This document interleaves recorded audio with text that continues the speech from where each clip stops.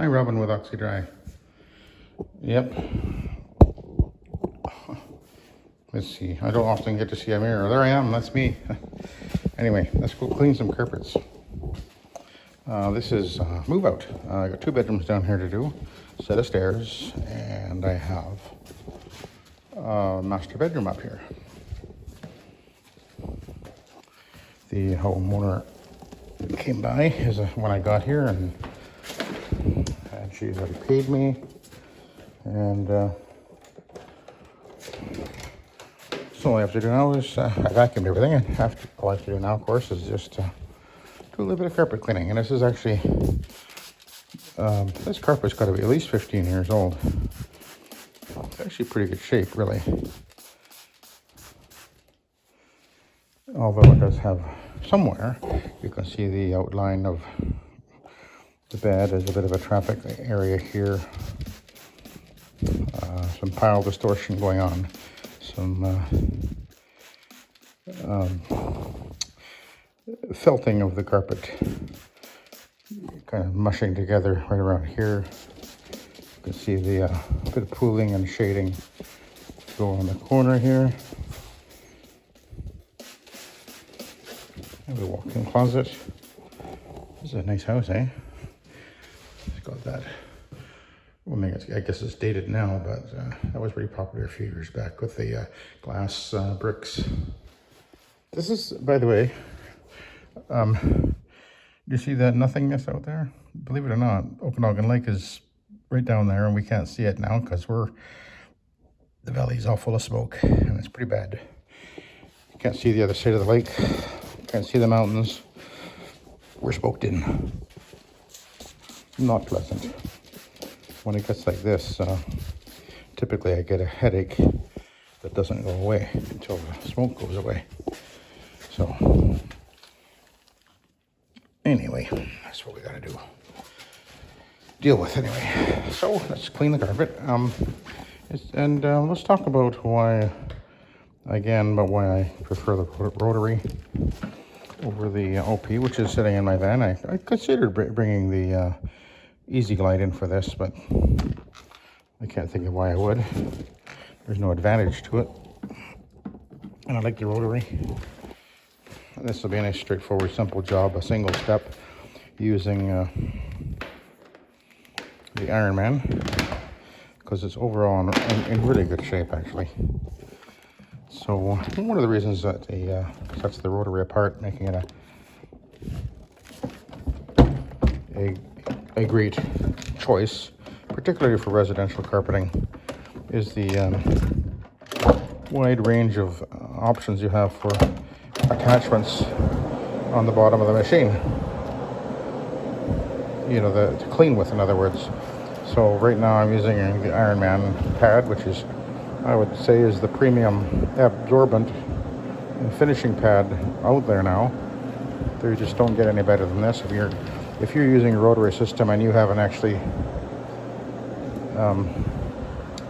you haven't got yourself any Ironman pads yet, you are definitely missing out, because they are the best. Work better than the microfiber, which is another option. And I've used microfiber. I used them for a few years. I've pretty much used everything over the years.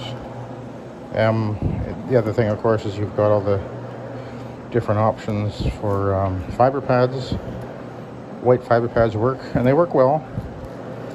It used to be, there was a champagne colored one, which is the one I used for a few years, a lot. That worked really well. And some guys really like the blue, the blue ones, or the greenish ones, I guess. I don't know what they call them, the aqua pad, I think, or Neptune pad. And red ones, a lot of guys use the red, and all these work well. My favorite fiber pad now, for the last couple of years, has been the hog's hair. It's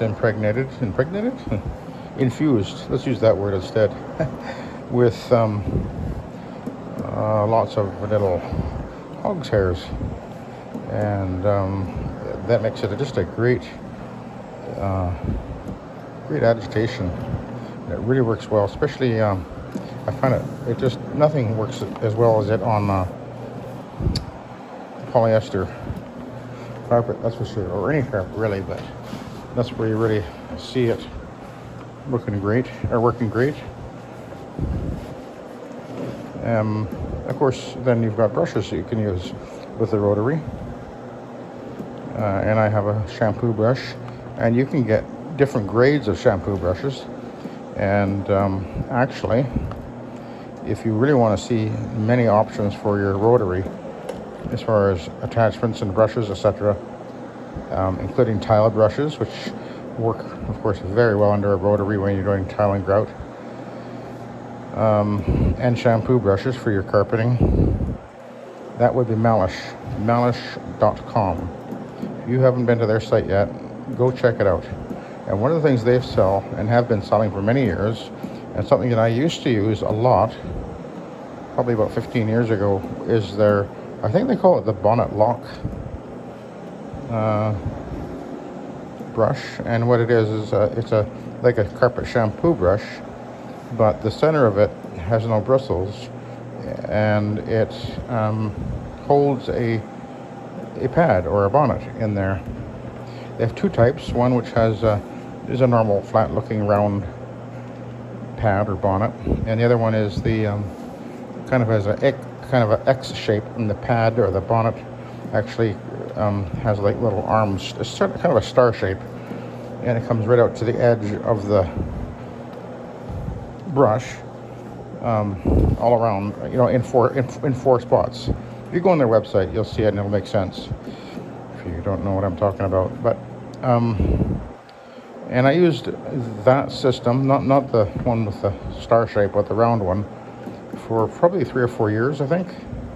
And it was pretty much the primary way I went about cleaning for quite a while, until I discovered the fiber pads and the advantages of the fiber pad over that. Believe it or not, I went from using the Bonnet-Lok, or I guess Bonnet Pro also sells a version of it called Dirt Napper. But I think it's a great tool. But I'll tell you what I discovered about it that I didn't like, because there are some things about it that I don't like.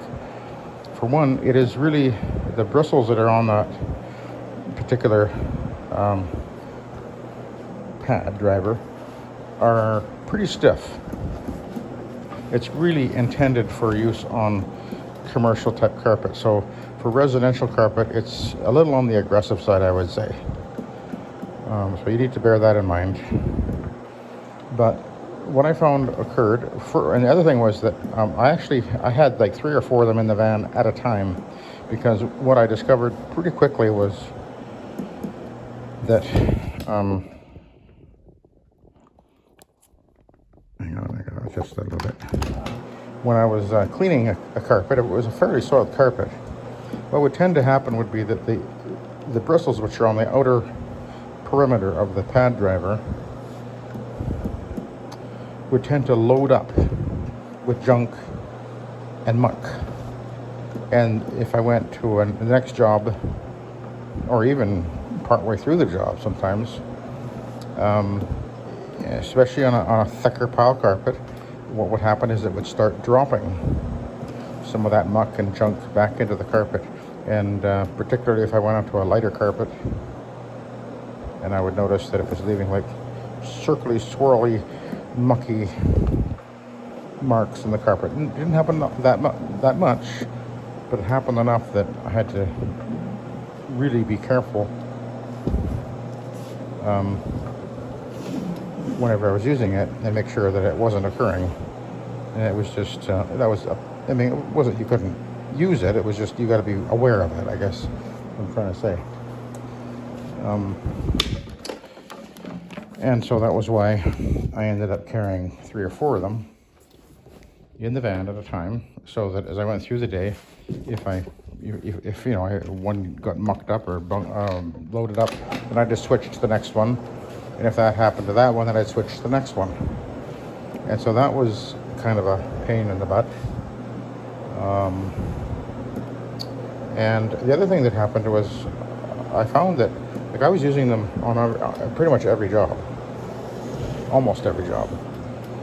And I found that the bristles wore down rather surprisingly fast. And part of the reason is because there isn't actually a lot of bristles on it. You know, it's actually, I think, only got three rows around the perimeter or something like that. I can't remember now. It's been so long since I owned one. So I found that the bristles wore down rapidly, and I found myself replacing one literally every few months.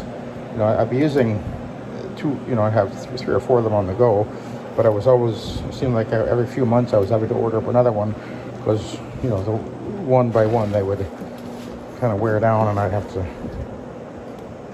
replace it. But anyway, I'm not saying one shouldn't have one of those or two of those or whatever, but those are the things to watch for. And the other thing was, and then what happened was, it was while I was using that I came across the information about using the fiber pads, and the first person I ever heard of using that was Rick Galinas with the Silex machine. That was a long time ago now. And when I heard about that, I thought, okay, I'll give that a try. And I started using the fiber pads, and it was like, okay, that's definitely better. I found it would clean better in almost every case. There's far more contact area with a fiber pad. That's one reason why, I think. And they just seemed to work better.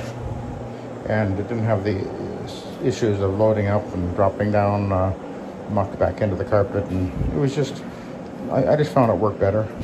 And then as far as a brush goes, I carry a actual brush for my rotary in the van, and on those occasions when a brush is needful, then I'll just put it on and run over the carpet with a brush. And so I've tried them all. I know the advantages and disadvantages of them all. I could go and buy a Malish Bonnet-Lok, or whatever they call it, Bonnet-Lok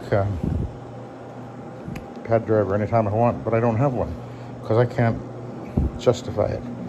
I don't need it. I've used it. I know what its strengths are, what its weaknesses are, and I don't have one. So take it as you will. But that's my observations and my experience. So I'm passing it on to those of you guys out there who've never tried that maybe and are considering it. I'm not saying you shouldn't. By all means, go buy one. Give it a try. Have it as part of your tools that you can draw upon out of your toolbox, as it were. I think that'd be a great idea. But it, as I say, it has its limitations. Quite frankly, the simplest and easiest way of doing this with a rotary machine is fiber pad followed by Iron Man pad. Easy peasy, nice and simple.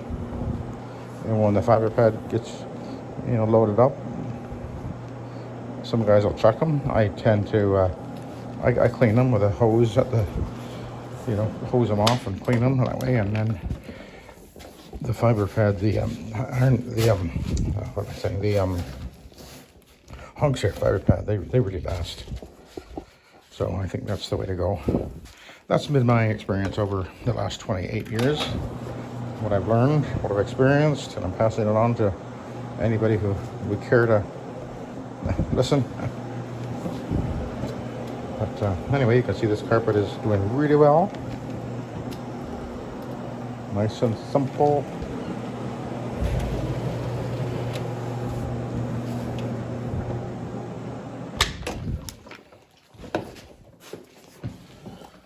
We'll go over here. We'll take a look at the pad.